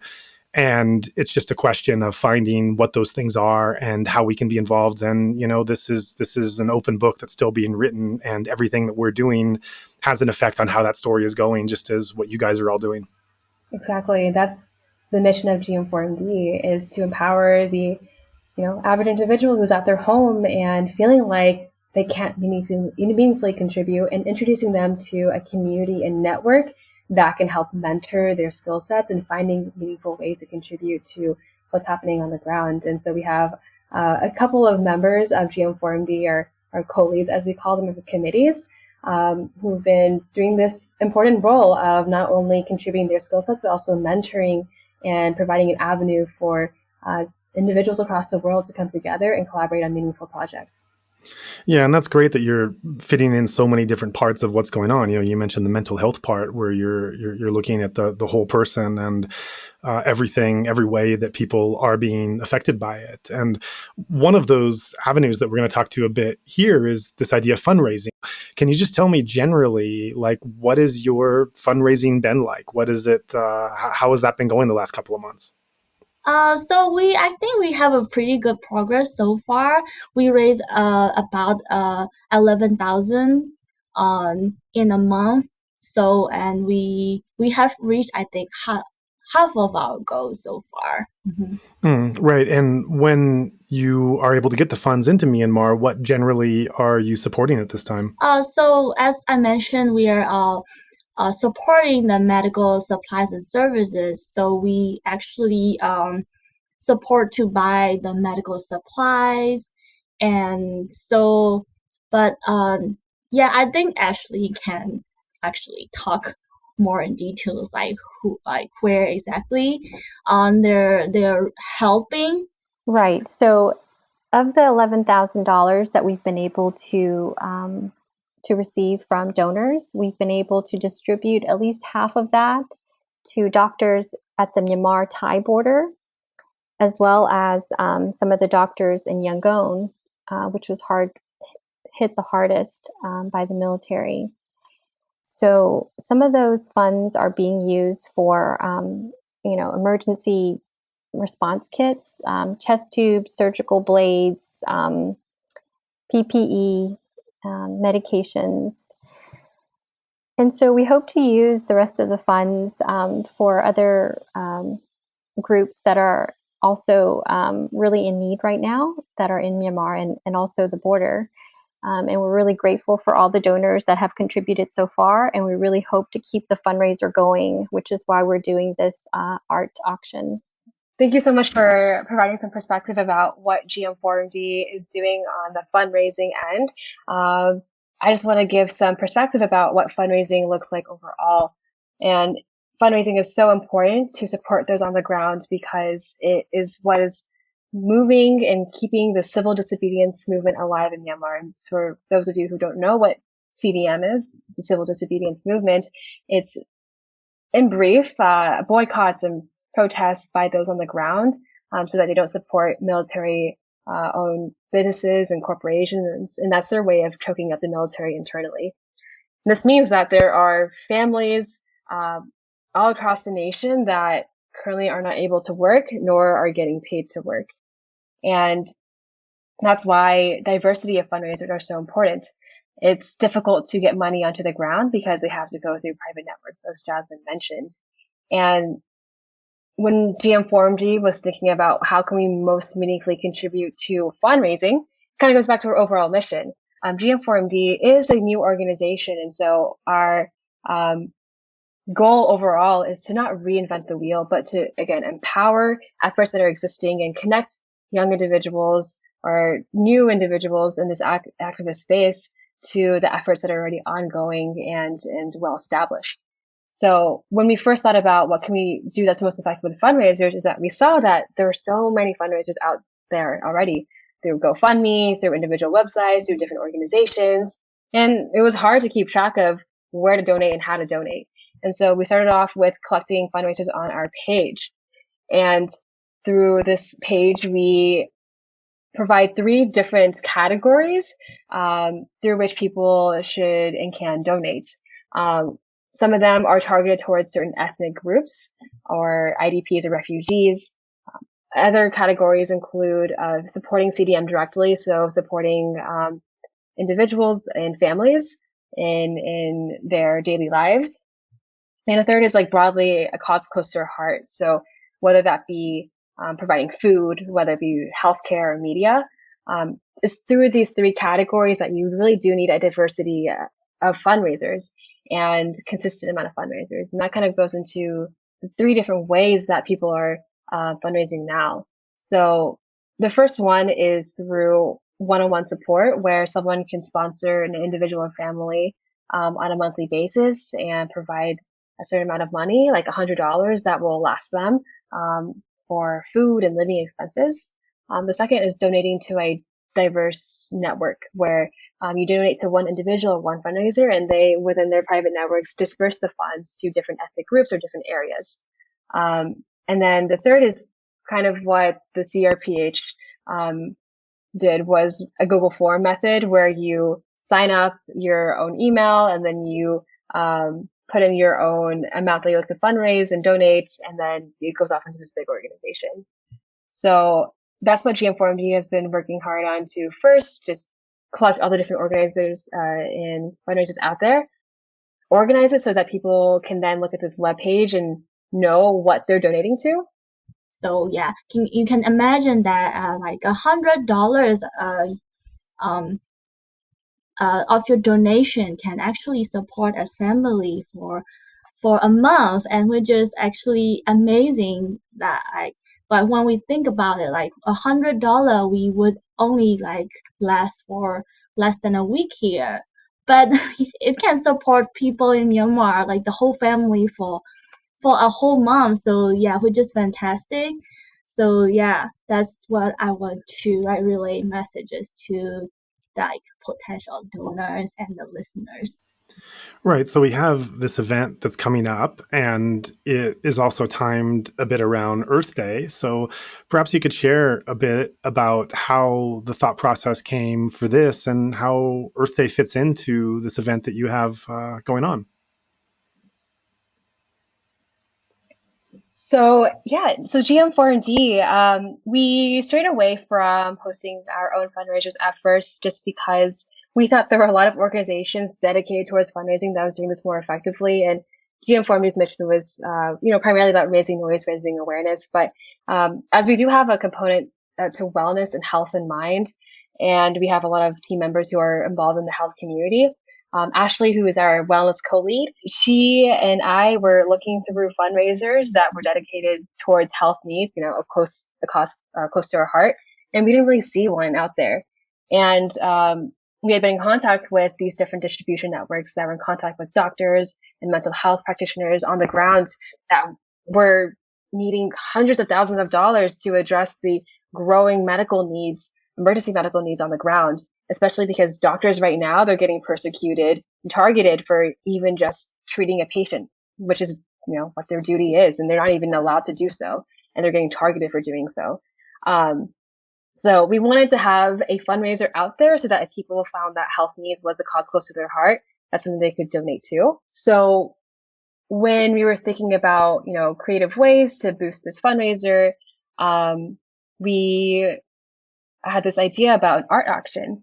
Because among even GM4MD, we have different designers, or on social media, we were seeing all this beautiful artwork being created. And in the past, for some other initiatives I was doing, I'd done an art auction before, and it was a great way to raise awareness about an issue through a creative means, and also a really good outlet, kind of going back to our wellness component of having the creative expression and cathartic release, and releasing your artwork onto a platform that you can share with an audience and share the stories and meanings behind it. So as GM4MD was centering on its mission of raising awareness and finding creative ways to raise awareness to the international community, we realized that Earth Day was coming up on April 22nd. And a lot of people don't know, but actually the Myanmar military and the coup itself is exacerbating climate change issues in Myanmar. And so maybe our storytelling co-lead Saw can talk a little bit about that before we go into the art auction and other parts of our Earth Day campaign. Yeah, definitely. So we know that Myanmar's environment and the wildlife hasn't been in good shape for a while because of the military. They have been profiting out of these natural resources. So I'm just going to mention some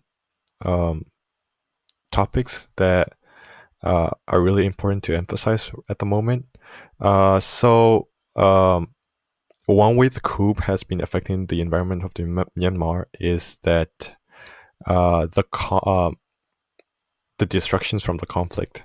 So, for example, the Damados airstrike on the Depuno, that was a really hard hit for the environment because it not only affected the people but also affected the environment and the wildlife, which was look over because a lot of it was a really big thing, and a lot of people died from that. A lot of people got injured for that. So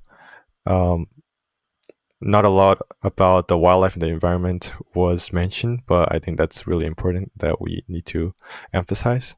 And the second thing is that the research and the conservation trainings has been terminated as of right now.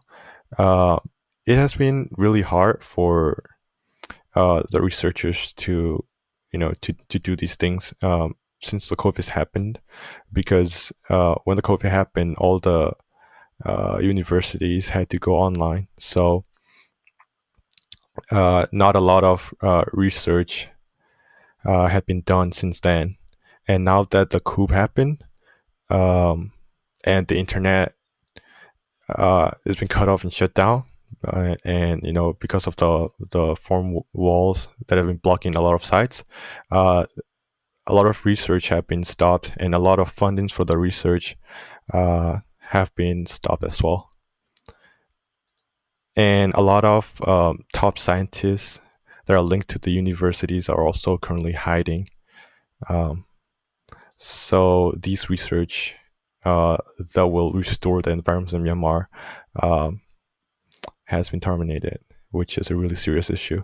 And the third and the last important issue is that these natural resources, such as the gas and oil, the forests, and the mining, the jewelries, the gems, all of these industries are being heavily controlled by the military or the military-linked companies. So now that the military is pretty much free roaming right now, we don't know what they're gonna do with all of those industry, and our neighboring countries, which are China, Thailand, and India, they haven't sanctioned the MEC, which consist of a lot of these natural resource industry companies. So this is also one of the important issues that I think we should emphasize on the Earth Day campaign. Yeah, thank you so much, Saw, for providing these perspectives. And just to further emphasize, the Myanmar military has a history of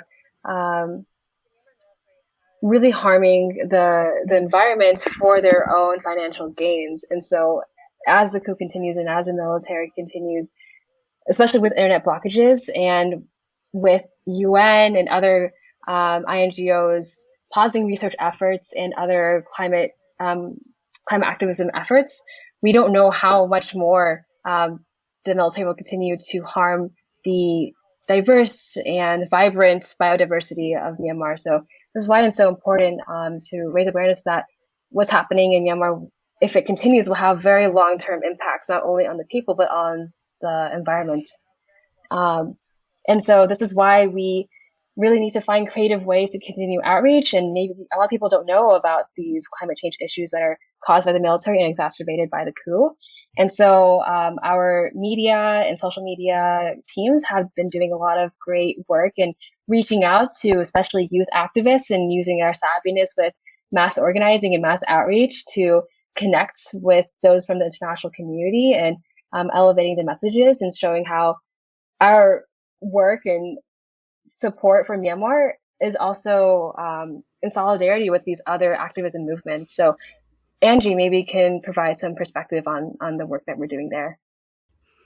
Hi, Sandra. Thank you. Thank you for that. So when it comes to nowadays, a lot of people go online and the outreach has shifted from just emailing and being in contact with media relations on a professional platform to kind of more of a casual thing that people use now. So I dove into Instagram, which at first I was kind of worried, like these are private messages that are not really getting filtered the way I want it to be. But I tend to focus on youth activists in that case because I'm pretty sure a lot of people don't give credit for younger generations nowadays with the creativity and the passion and the motivation it comes. Because at this age, we're really trying to find what matters to us. And I thought it would be great to reach out to these youth activists and combine efforts and let them know this is what we're trying to provide with our campaign and our mission. And we would love to have a collaboration in solidarity with your activism and how it intersects with each other. So it's been really successful as of lately. I've been getting a lot of connections through this platform. I've even tried LinkedIn. I've even tried Twitter, which are extremely not what I expected to use for outreach. But it's just amazing how people actually respond and the generosity of outreach. And it becomes more personal in that sense because we're using such a personal platform. It's not an email with info@info.gmail.com. It's nothing like that. It's like an outlook into their life and what matters to them. So yeah, I'm really excited to keep doing this and see what kind of partnerships and collaboratory efforts can be improved on until the Earth Day campaign fully ends and the impact that it can have. Yeah, and I think what's so cool and what you guys are talking about is that you're in this event that is being sponsored now. It's not narrowed into like just a limited field of people only being concerned about one aspect of something that's happening here, but it's you're widening it to look at how the environment is being affected. So all the people that are under that banner and that are caring about that issue can also be involved, and especially artists, because when people are looking at what is happening right now, and there is that feeling of, well, what can I do and how can I do it? And one of the guys I interviewed just a few days ago, he's this Australian artist living in Montreal who's been to Myanmar twice. And he was so upset about what was happening that he just went out to his street corner and he just painted this beautiful mural in Montreal just to raise awareness for things that were going on in Myanmar, just to do his part. And so the event that you're talking about doing under the banner of Earth Day and focused on Myanmar is bringing all of those collective, creative, and artistic energies of people who might feel this really strong volition to want to do something or support in some way, but it just feels so far away and they feel like such a small person, given the seriousness of what's happening.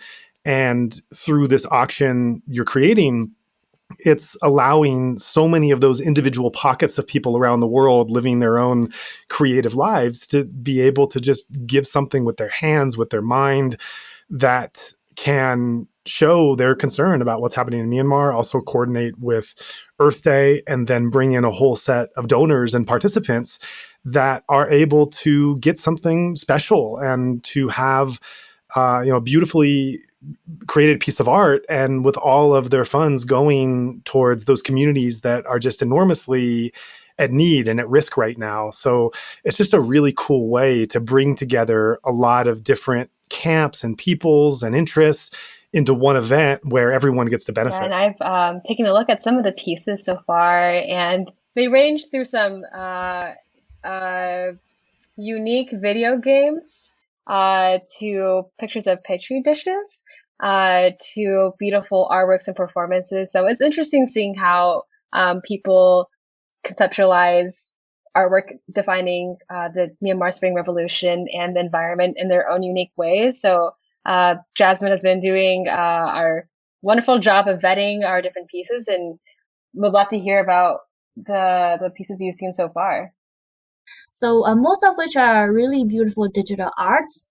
And when I look at it, actually there are some paintings too, and there's one really caught my attention is a beautiful painting of a Burmese like Buddhist ladies praying, and it's from the view from the back. And as a Buddhist, it's very personal and very beautiful to me. And yeah, I'm looking forward to seeing more like art submission. So we have until April 22nd to submit your art. So if you have if you're an artist and would like to submit, please welcome. Thank you, Jasmine. On top of that, like for digital art, you can also do so much more with the creativity output. And a friend of mine is actually trying to input a video of his, and he's an artist in dancing and performance art. And he's created a beautiful video of him dancing around in a beautiful environment of nature to showcase what Earth Day means to him and how he has given back as part of this performance community.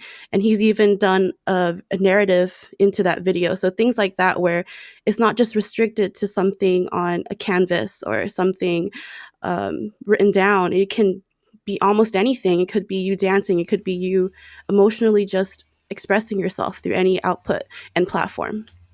Yeah, that's great that artists are by nature creative and thinking outside of boxes. And so it's really just creating this platform where people can give and do what it is that defines their life and that's most meaningful to them, and then putting it out there for others to make an auction with the funds going for, those that are really needing it, that are looking for a lifeline in Myanmar and trying to continue the nonviolent struggle that we know is going on right now. And this is also so cool and so relevant as well, because of course we're talking mainly about people contributing and also of course buying in the auction outside of Myanmar. But within Myanmar, art has played an enormous role in what is going on.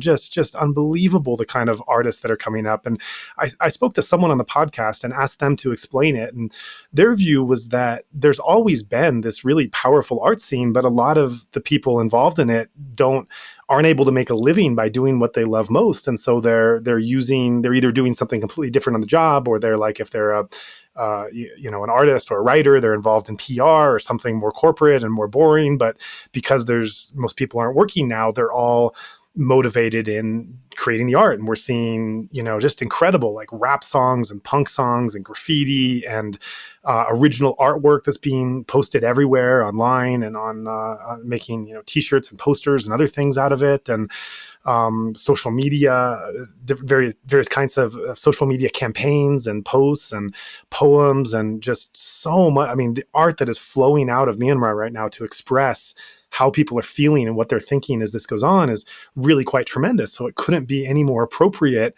to call on the artistic counterparts of the people around the world that are supporting what is happening in country by being able to give and support here. And let us not forget that these artists, these celebrities, these creators that are in Myanmar are no safer than normal people. And in many ways, they are less safe. They are being targeted for their influence, for their gifts, for their creativity.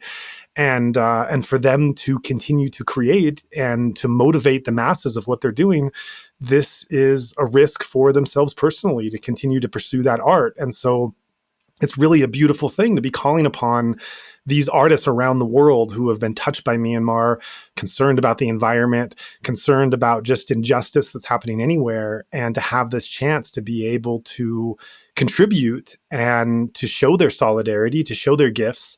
And it's really exciting to see what will be produced and available for people to check out and to see what they're interested in, and just to window shop in a virtual sense. And this is just a really kind of unique and innovative way to involve a lot of people in fundraising, where it's not just a simple donor giving something and then that money goes to a good cause, but it's so many different people involved that get to be involved in that whole giving process. Yeah, thank you so much. And the sentiments you expressed really highlight how as you said, and over the past week, a lot of influencers, celebrities, artists, those with a platform and who have been taking the risk to use their platform to mobilize people on the ground. They've been abducted, they've been persecuted, they've been targeted. Yet we've seen that even through this attack on their well-being and their safety, that this only fires up people more, and showing solidarity. And we hope that this art auction also is an honor to all of the artists out there who have been targeted and persecuted. And we hope that the artwork that we're able to create as the international community can in some way reflect all of the beautiful performances and artwork that has been produced out of this movement. I think with when you see a revolution, it also creates so much passion and emotion that really gets funneled into beautiful performances and artwork. And again, like, artwork is very broad in its term. It doesn't just have to be something on a page. It can be a dance. It can be a spoken word performance. So definitely we love seeing how people use their own conception of art and are submitting very unique pieces. And we really look forward to putting it on display for everyone to see at our art auction on April 24th. So with that in mind, this art auction is just going to be right around the corner from when this podcast gets released. Let's learn a little bit more about the details of how donors and buyers can participate in seeing what kind of artwork is available and participating in the live auction. So Ashley, what are the details about how someone can come on and check all this out? Right. So as Jasmine mentioned earlier, if you are interested in submitting your art still, and it's before the 22nd, 7:30 p.m. Pacific time, then you can go to our website, or you can go to our Facebook page and submit a Google form, or you can send your actual art or a copy or an image of your art to fundraising@gm4md.org, as long as it's before April 22nd at 7:30 p.m. But if you are interested in seeing the art, please go to our website, gm4md.org. We have a landing page there, and we're going to be having a gallery that shows a preview of all the art, including performances, songs, poetry, paintings. And the actual live event will happen on April 24th at 9:30 a.m. Pacific time. And you can find out more about that on our Facebook page. Yeah, but we'll also be providing links for that in the episode notes and on our website so that people can easily check that out. Exactly. And the live event will actually highlight a lot of artists and their work that's pre-recorded and live performances as well. All right, that's great. So it's not just the actual art pieces that people can see. They could also learn about the background of those people that submitted them. Exactly. Yeah, that's really cool. All right, so that's really great stuff. Thank you all for coming on. It's been a pleasure to host so many members of your team. And I think in the coming weeks and months, we'll get a chance to chat with you more about everything that you're doing on an individual as well as an organizational level. And we're certainly talking about supporting and collaborating that on our end as well. So there'll really be a lot to go over when we do. But for now, just thanks so much for all of you for coming on and sharing this, and really want to encourage listeners to come and check this art out. Tell your friends in your community about it. It's really great stuff. And for all of you guys, thanks so much for taking the time to be here with us. Thanks, Joa. Thank you so much for having us. You've been listening to the Insight Myanmar podcast. We'd appreciate it very much if you could rate, review, and or share this podcast. Every little bit of feedback helps. You can also subscribe to the Insight Myanmar podcast on Apple Podcasts, Spotify, Stitcher, or wherever else you get your podcasts to make sure you don't miss any of our upcoming episodes. If you can't find our feed on your podcast player, please just let us know and we'll ensure it can be offered there in the future. Also, make sure to check out our website for a list of our complete episodes, including additional text, videos, and other information available at insightmyanmar.org. And I also invite you to take a look at our new nonprofit organization at betterburma.org. There was certainly a lot to talk about in this episode, and we'd like to encourage listeners to keep the discussion going. Make a post, request specific questions, and join in on discussions currently going on the Insight Myanmar podcast Facebook group. You're also most welcome to follow our Facebook, Instagram, and Twitter accounts by the same name. If you're not on social media, feel free to message us directly at info@insightmyanmar.org. Or if you'd like to start up a discussion group on another platform, let us know, and we can share that forum here. Finally, we're open to suggestions about guests or topics for future episodes. So if you have someone or something in mind, please do be in touch. We would like to take this time to thank everyone who made this podcast possible. Currently, our team consists of 2 sound engineers, Mike Bink and Martin Combs. There's of course Zach Hessler, content collaborator and part-time co-host. Ken Pransky helps with editing, and a special Mongolian volunteer who is asked to remain anonymous does our social media templates. In light of the ongoing crisis in Myanmar, a number of volunteers have stepped in to lend a hand as well, and so we'd like to take this time to appreciate their effort in our time of need. And we're always on the lookout for more volunteers during this critical time, so if you'd like to contribute, definitely let us know. We'd also like to thank everyone who has assisted us in arranging for the guests we've interviewed so far. And of course, we send a big thank you to the guests themselves for agreeing to come on and share such personal, powerful stories. Finally, we're immensely grateful for the donors who made this entire thing possible. We want to remind our listeners that the opinions expressed by our guests are their own and don't necessarily reflect the host or other podcast contributors. Please also note that as we are mainly a volunteer team, we do not have the capacity to fact-check our guest interviews. By virtue of being invited on our show, there's a trust that they will be truthful and not misrepresent themselves or others. If you have any concerns about the statements made on this or other shows, please contact us. This recording is the exclusive right of Insight Myanmar podcast and may not be used without the expressed written permission of the podcast owner, which includes video, audio, written transcripts, or excerpts of any episodes. Also not meant to be used for commercial purposes. On the other hand, we're very open to collaboration, so if you have a particular idea in mind for sharing any of our podcasts or podcast-related information, please feel free to contact us with your proposal.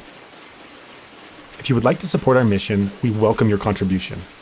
During this time of crisis, all donations now go towards supporting the protest movement in Myanmar through our new nonprofit, Better Burma.